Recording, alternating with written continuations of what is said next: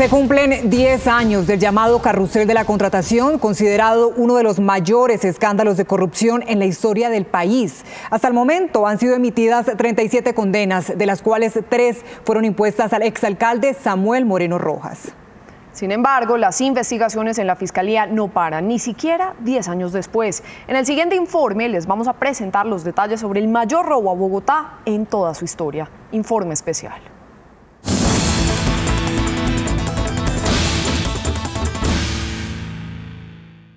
El entonces alcalde mayor de Bogotá, Samuel Moreno, su hermano, el senador Iván, el gobernador de Cundinamarca, Álvaro Cruz, la directora del IDU, Liliana Pardo, y el secretario de Salud de Bogotá, Héctor Zambrano, entre otros, conformaban el grupo de funcionarios públicos que a través de la entrega de millonarios contratos cobraban cuantiosos sobornos que constituyeron el mayor caso de corrupción en la historia de Bogotá y uno de los mayores del país. Se calcula en su momento que la ciudad pudo haber perdido un promedio de un poco más de $500 millones de pesos. Si uno se pusiera a hacer un análisis y mirara lo que hoy podría valer eso, uno podría calcular que hoy podría estar eso en cerca de $1 billón de pesos, solo para Bogotá. Felipe Romero es un periodista de amplia trayectoria que investigó a fondo estos hechos y reveló en su libro El cartel de la contratación, la historia no revelada, detalles aún desconocidos de este entramado de corrupción que dejó pérdidas multimillonarias a la ciudad porque lo que se pudo recuperar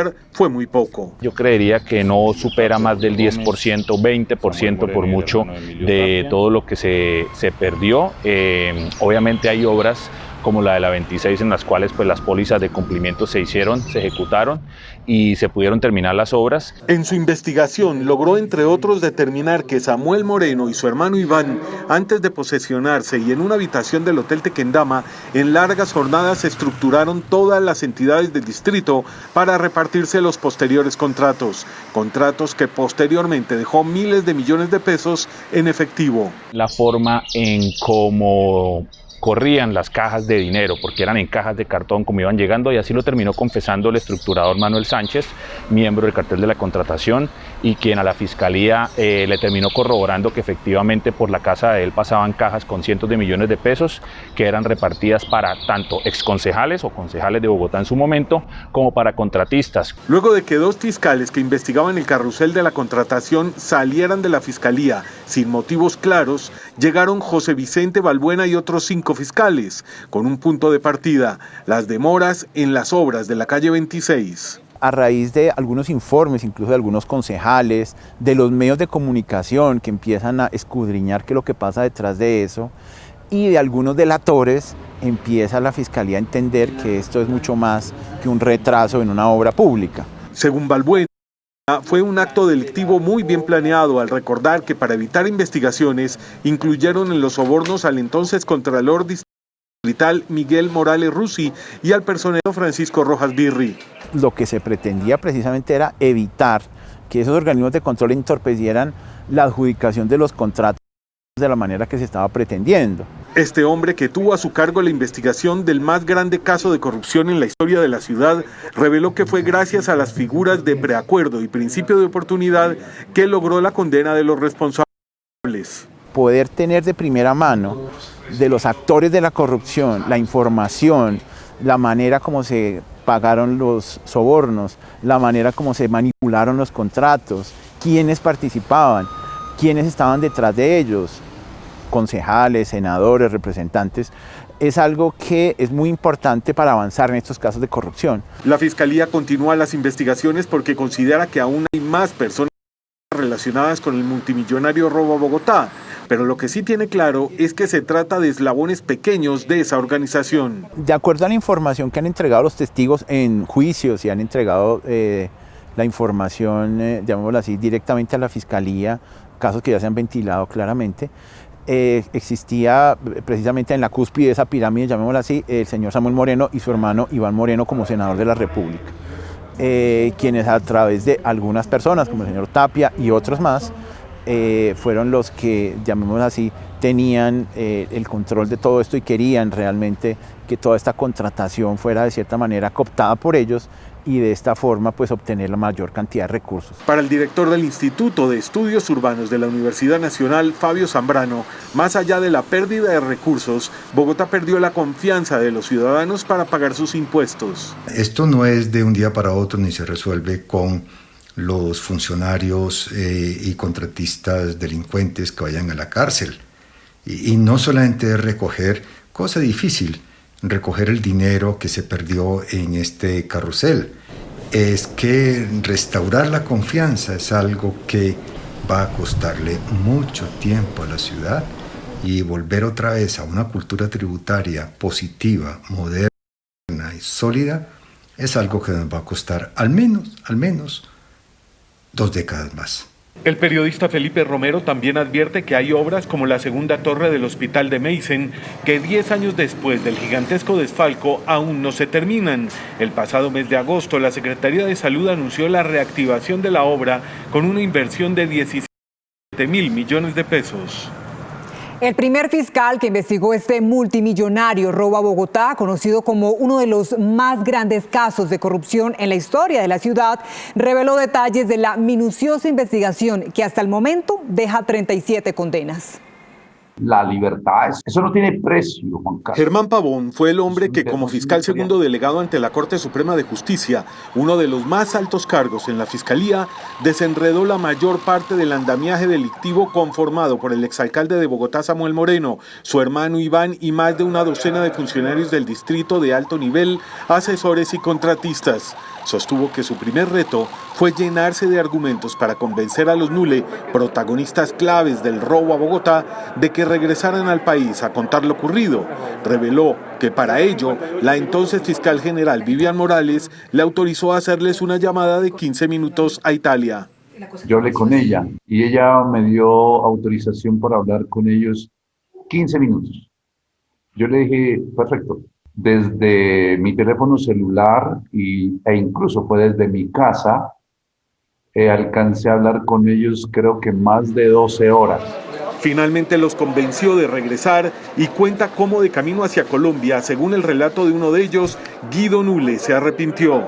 Estaban en el aeropuerto de Milán, Guido estaba como bastante temeroso y entonces entró a un baño y cogió el celular, cogió el pasaporte y lo tiró en la basurera y le comentó a los otros, acabo de perder mi celular, se me perdió mi celular, no podemos viajar. Según el relato, los Nule ante el impasse ya habían decidido no viajar, pero antes de salir del aeropuerto, uno de ellos fue al baño y coincidencialmente utilizó el mismo sanitario que una hora antes había utilizado Guido.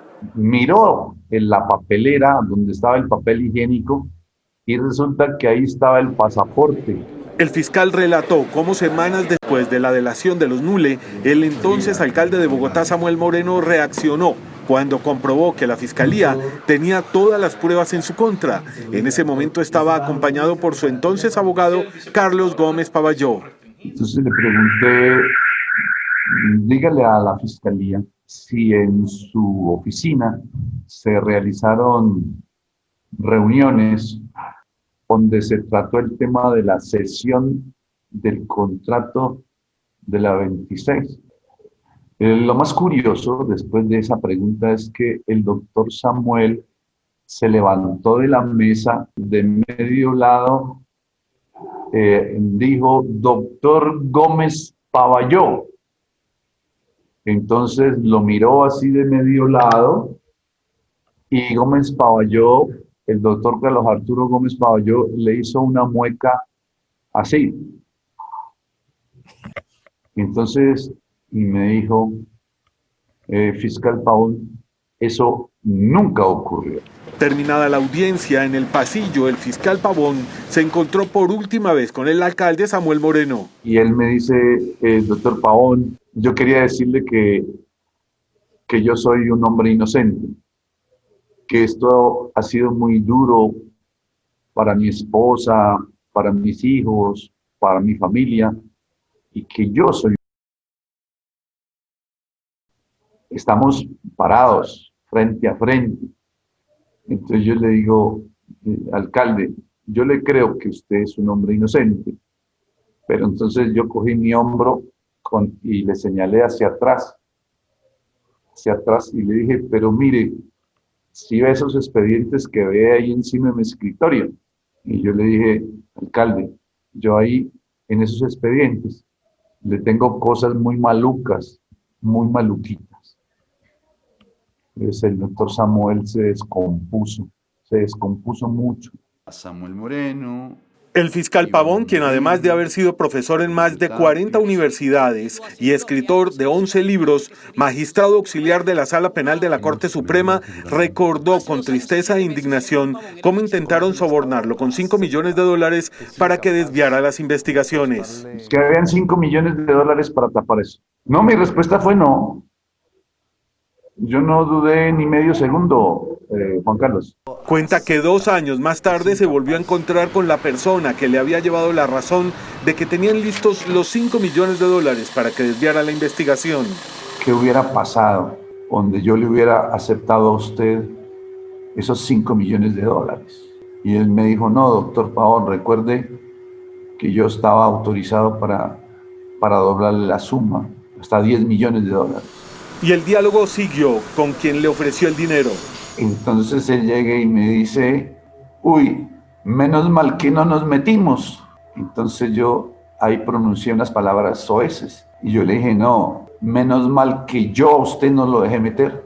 Estaríamos viviendo en las Bahamas, ¿no? Pero con orden, con tarjeta roja del Interpol. El fiscal Germán Pavón, que no reveló el nombre de la persona que quiso sobornarlo, fue declarado insubsistente por la entonces fiscal Vivian Morales y luego quien le sucedió, Ricardo González, quien además llegó a ser vicefiscal general, fue relevado también sorpresivamente de la investigación.